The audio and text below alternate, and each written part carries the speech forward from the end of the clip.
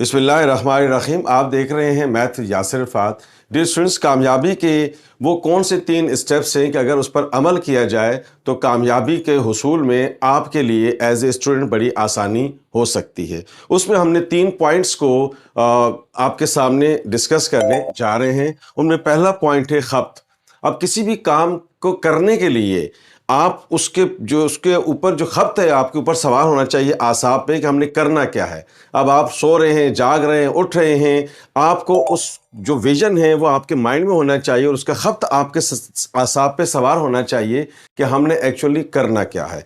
तो पहला स्टेप जो है किसी भी काम के लिए, उसके लिए खप्त का होना ज़रूरी है। खप्त का मतलब नेगेटिव मानों में पागलपन नहीं है, पॉजिटिव मानों में पागलपन है, यानी कि आपने जुट जाना है कि हमने ये काम करना है इतने पीरियड में इसके उसूल के लिए। तो उसके लिए विजन आपके माइंड में होना चाहिए। तो पहला पॉइंट हमने आपके सामने क्या रखा? खप्त।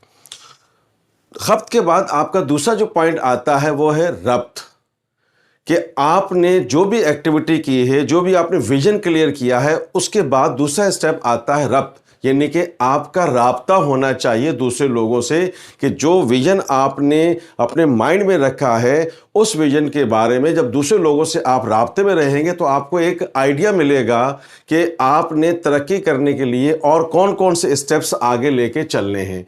तो दूसरा जो सबसे इंपॉर्टेंट पॉइंट है खप्त के बाद वो क्या है? रब्त, यानी कि दूसरे लोगों से राब्ते में रहना।